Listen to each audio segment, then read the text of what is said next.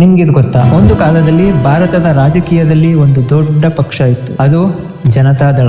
ಇಂದು ಆ ಪಕ್ಷ ಹಲವು ಭಾಗಗಳಾಗಿ ಒಡೆದು ಹೋಗಿದೆ. ಅದರಲ್ಲೊಂದು ಪ್ರಮುಖ ಪಕ್ಷ ಜನತಾದಳ ಸೆಕ್ಯುಲರ್. ಹಾಗಾದ್ರೆ ಈ JDS ಹೇಗೆ ಹುಟ್ಟಿತು? ಈ ಪಕ್ಷದ ಹಿಂದೆ ಇರುವ ಕಥೆ ಏನು? 1988ರಲ್ಲಿ ಹುಟ್ಟಿದ ಜನತಾದಳ ಇದು ಒಂದು ದೊಡ್ಡ ಒಕ್ಕೂಟ ಪಕ್ಷ. ಅಂದರೆ ವಿವಿಧ ರಾಜ್ಯಗಳ ನಾಯಕರುಗಳು ಸೇರಿ ನಿರ್ಮಿಸಿದ ಪಕ್ಷ. ಆ ಪಕ್ಷದಲ್ಲಿ ದೇಶದ ಪ್ರಮುಖ ನಾಯಕರುಗಳು ಇದ್ರು. ಆ ಕಾರಣಕ್ಕೆ ಇದು ಬಹಳ ಶಕ್ತಿಶಾಲಿ ಪಕ್ಷವಾಗಿತ್ತು. ಇಷ್ಟು ದೊಡ್ಡ ಪಕ್ಷದಲ್ಲಿ ಎಲ್ಲರೂ ಒಂದೇ ರೀತಿ ಯೋಚಿಸ್ತಿರ್ಲಿಲ್ಲ. ನಾಯಕತ್ವದ ಜಗಳ, ರಾಜಕೀಯ ವ್ಯತ್ಯಾಸ, ಭಿನ್ನ ಅಭಿಪ್ರಾಯಗಳು, ಇವುಗಳಿಂದ ಜನತಾದಳ ನಿಧಾನವಾಗಿ ಒಡೆದು ಹೋಯಿತು. ಜನತಾದಳದಿಂದ ಹಲವಾರು ಹೊಸ ಪಕ್ಷಗಳು ಹುಟ್ಟಿದವು. ಆದರೆ ಒಂದು ದೊಡ್ಡ ಪಕ್ಷ ಹಲವಾರು ಪ್ರಾದೇಶಿಕ ಪಕ್ಷಗಳಾಗಿ ಬದಲಾದವು. ಈ ಸಮಯದಲ್ಲಿ HD ದೇವೇಗೌಡರು ಒಂದು ಪ್ರಮುಖ ನಿರ್ಧಾರ ತಗೊಂತಾರೆ. ಜನತಾದಳದ ಮೂಲ ಸಿದ್ಧಾಂತ ಇದೆ. ಹೀಗಾಗಿ 1999ರಲ್ಲಿ ಜನತಾದಳ ಸೆಕ್ಯುಲರ್ ಸ್ಥಾಪನೆ ಮಾಡ್ತಾರೆ. 1933ರಲ್ಲಿ ಹಾಸನ ಜಿಲ್ಲೆಯ ಹಳ್ಳಿಯಲ್ಲಿ ಜನಿಸಿದ HD ದೇವೇಗೌಡರು ರೈತರ ಮಗನಾಗಿ ಬಂದವರು. ಅವರು ಸಿವಿಲ್ ಇಂಜಿನಿಯರಿಂಗ್ ಮುಗಿಸಿದ್ದಾರೆ. 1962ರಲ್ಲಿ ರಾಜಕೀಯಕ್ಕೆ ಬಂದರು. 1994ರಲ್ಲಿ ಕರ್ನಾಟಕದ ಮುಖ್ಯಮಂತ್ರಿ ಆಗ್ತಾರೆ. 1996ರಲ್ಲಿ ಭಾರತದ ಪ್ರಧಾನ ಮಂತ್ರಿ ಆಗ್ತಾರೆ.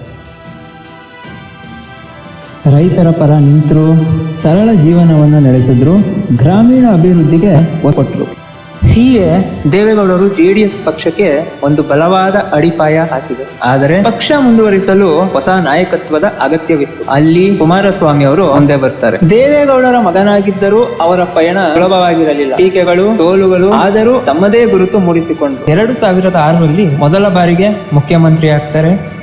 2018ರಲ್ಲಿ ಮತ್ತೆ ಮುಖ್ಯಮಂತ್ರಿ ಆಗ್ತಾರೆ. 2 ಬಾರಿ ಸಮ್ಮಿಶ್ರ ಸರ್ಕಾರದಲ್ಲಿ ನಾಯಕತ್ವ ವಹಿಸ್ಕೊಂತಾರೆ. ರೈತರ ಸಾಲ ಮನ್ನಾ, ಗ್ರಾಮೀಣ ಅಭಿವೃದ್ಧಿ, ಜನಪರ ಯೋಜನೆಗಳು, ಇವುಗಳಿಂದ ಹಲವಾರು ಜನರಿಗೆ ಸಹಾಯವಾಯಿತು. ಕುಮಾರಸ್ವಾಮಿ ಅವರು ರೈತರ ಬಗ್ಗೆ ಮಾತನಾಡುವಾಗ ಭಾವನಾತ್ಮಕವಾಗಿ ಪ್ರತಿಕ್ರಿಯಿಸುತ್ತಾರೆ. ನಾನು ಈ ರಾಜ್ಯದ ಮುಖ್ಯಮಂತ್ರಿ ಆಗಬೇಕು ಅಂತ ಬೈಕೆ ಇಟ್ಟಿದ್ದು, ನಾಡಿನ ಜನತೆಯಲ್ಲಿ ಮನವಿ ಮಾಡಿದ್ದು ಮುಖ್ಯಮಂತ್ರಿಯಾಗಿ ಮೆರೆಬೇಕು ಅಂತ ಅಲ್ಲ. ಈ ನಾಡಿನಲ್ಲಿ ಇರ್ತಕ್ಕಂಥ ಸಮಸ್ಯೆಗಳಿಗೆ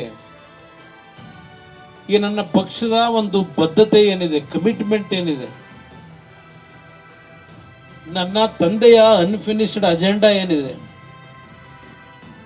ಈ ರಾಜ್ಯದ, ಈ ದೇಶದ ರೈತರಿಗೆ, ಕೂಲಿ ಕಾರ್ಮಿಕರಿಗೆ, ಬಡವರಿಗೆ ಜಾತಿ ಭೇದ ಮರೆತು, ಪಕ್ಷ ಭೇದ ಮರೆತು